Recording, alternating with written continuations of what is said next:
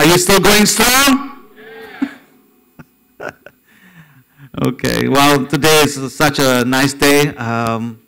Hari ini, saudara, special day buat saya juga.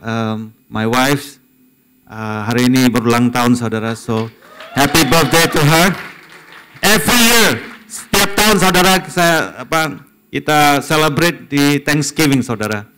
Ya, mungkin kita belum selama Pak Susomi yang sejak tahun 1802, katanya kemarin gitu. Tapi ya, mendekati saya, saudara. Setiap tahun kita di retreat dan kita ingat kebaikan Tuhan. Amin. I want to wish all of you happy Thanksgiving. Haleluya. Tuhan selalu baik. Amin, saudara.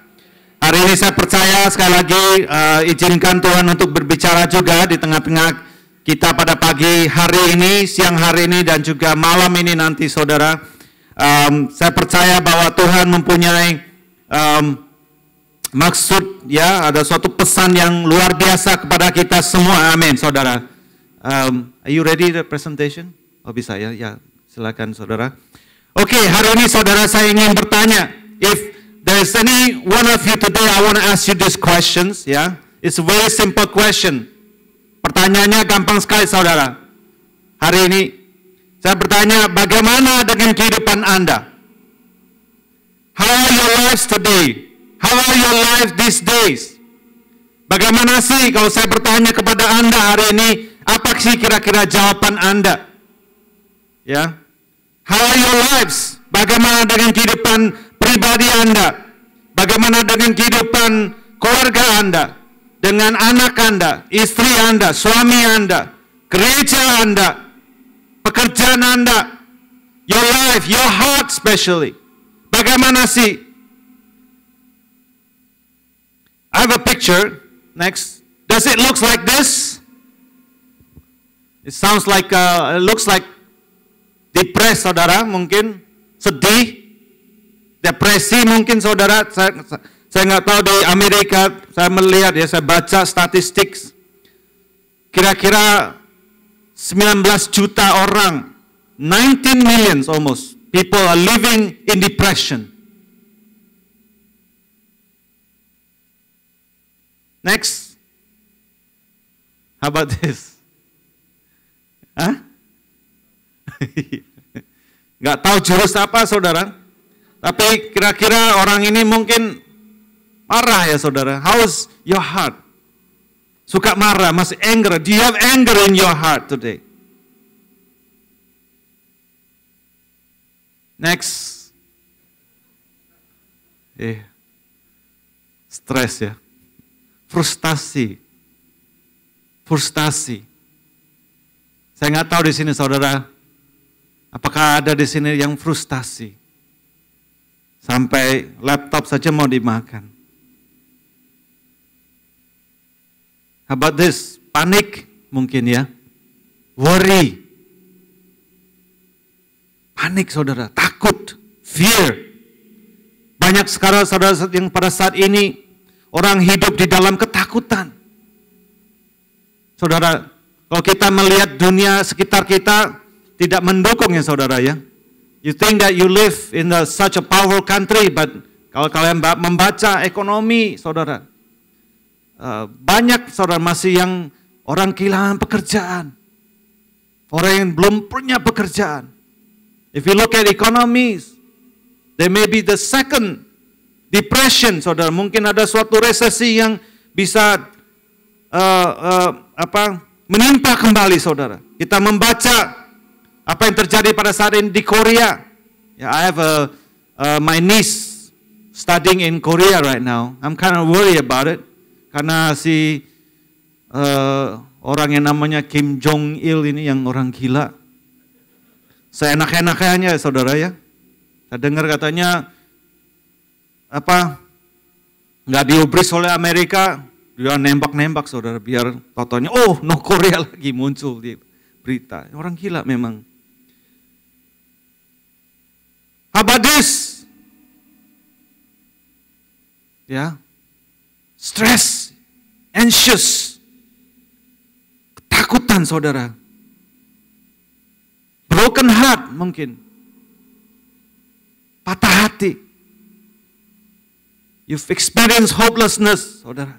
Mungkin ada suatu hati Anda yang hancur, mungkin whatever that happens, mungkin dengan pacar Anda, mungkin dengan situasi keluarga Anda. That you sensing some sort of hopelessness in your life. Next. Weary. Ada di sini saudara yang merasa demikian. Your life has been like this lately. You just tired, not just physically, tapi spiritually, emotionally. Benar-benar drain out. Udah capeknya minta ampun saudara. Or is it like this? Joyful. Saudara-saudara, tua-tua tapi sukacita saudara. Gak ada gigi, sukacita. Ada orang di sini yang giginya putih gitu ya, bagus, rapi, tapi gak mau senyum saudara. Coba lihat si nenek ini saudara. Giginya udah gak ada, hitam lagi. Tapi tersenyum saudara. Oh, is it like this? Your life. You're feeling good. You're feeling strong. You're feeling confident. You're feeling joyful, energized, passionate. Atau yang juga yang seperti ini saudara. Energetic. Ya saudara. Your life is just, everything is just fall into place. Lalu saudara, saya percaya apapun yang sekarang saudara sedang hadapi, ada salah satu yang bisa membuat kita harus berhati-hati yang selalu firman Tuhan mengatakan bahwa hati-hati untuk menjaga. Karena apa saudara? Ada something that can actually affect your life and my life specifically, yaitu hati kita saudara. There's an unwanted side effect about something that happens in our life that if we don't take care of it. This is something that is very dangerous yang banyak yang terjadi di dalam setiap kehidupan orang Kristen. Karena apa yang terjadi di dalam kehidupan kita sehari-hari, ya mungkin stres, mungkin ada kepahitan, mungkin ada kemarahan, anger, ada hati yang pahit saudara, hati yang mungkin seperti tadi katakan stres and that sort of thing. There's so many things in there ya, in our environment, struggles ya, yang obstacles, semuanya ya saudara yang bisa membuat suatu efek yang tidak baik di dalam hati kita, yaitu di dalam spirit kita. Dan saya percaya hari ini saudara, Tuhan ingin memberikan suatu pembaharuan. Ini Ezekiel chapter 36 verse 26 mengatakan, I will give you a new heart. Today the Lord is going to give you a new heart and put a new spirit in you. I will remove from you your heart of stone and give you a heart of flesh. Amin saudara. Tuhan ingin memberikan kepada kita pada hari ini hati yang baru. Di dalam retret tahun ini saudara. Saya percaya Tuhan ingin memberikan suatu hati yang diperbaharui saudara. Suatu roh yang baru yang di dalam batinmu. Dan Tuhan mengatakan dia akan menjauhkan dari tubuhmu hati yang keras. Dan kuberikan kepadamu hati yang taat.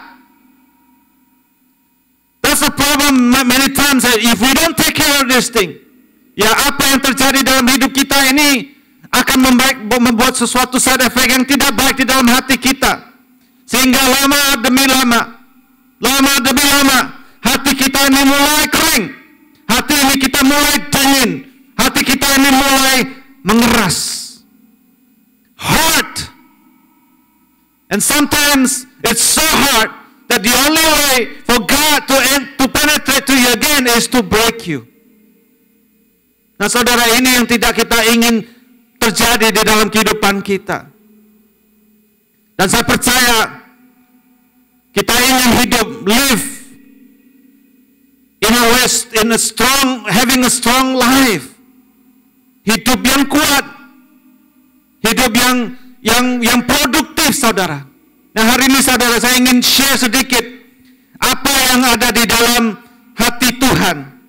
Apa yang ada di dalam hati Tuhan. Apa yang berada di dalam hati dari seorang Bapa, yaitu Bapa kita yang di surga. I have a wonderful life experience sejak saya mendapatkan anak saya, ya, 14 years ago. Right now my son is 14 years old. I cannot believe it. And one of the things yang Tuhan izinkan terjadi itu, Tuhan mengubah hati saya. Ya, dulu saya nggak tahu gimana. I don't really hate kids, tapi saya juga nggak suka gitu ya. Maksudnya ya oke gitu. Dari kalau saya mendengar mungkin ada anak yang nangis ya, mungkin di mana aja gitu, rasanya tuh kok reseh gitu loh. Reseh ya. I was like, aduh, waktu itu saya belum punya anak. Nah saudara, waktu saya pertama kali saya ingat di rumah sakit, when my son was born and I hold him on my hand. Wow, it changed me. Tuhan memberikan hati yang baru, hati seorang bapa, a heart of a father. Nah sejak itu saudara, saya mulai mengerti, saya mulai belajar, dan saya mulai mengerti hatinya Bapa kita di surga. Apa sih yang Dia ingin berikan kepada kita semua? Banyak saudara-saudara kita yang tidak mengerti akan hal ini, sehingga kita miss. Yang kita tahu cuman Bapak yang mungkin suka disiplin, mungkin Bapak yang suka ya apa ya namanya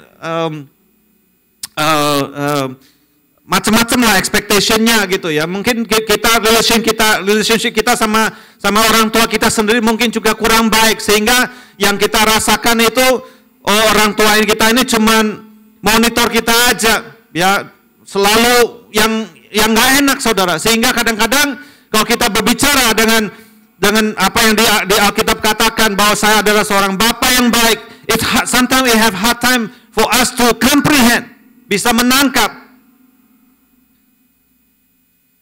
In Psalm chapter 1, Mazmur pasal yang pertama, inilah ya saudara, gambaran dari apa yang Bapa kita ingin berikan. Suatu kehidupan, I call it a dream life. Suatu kehidupan yang sungguh-sungguh yang kita diimpikan oleh Bapa kita. It says this in verse 1, blessed is the one who does not walk in step with the wicked, or stand in the way the sinners take, or sit in the company of mockers, but whose delight is in the law of the Lord, and who meditates on his law day and night. Now listen here in verse 3. That person is like a tree planted by streams of water, which yields its fruit in season, and whose leaf does not wither. Whatever they do prospers.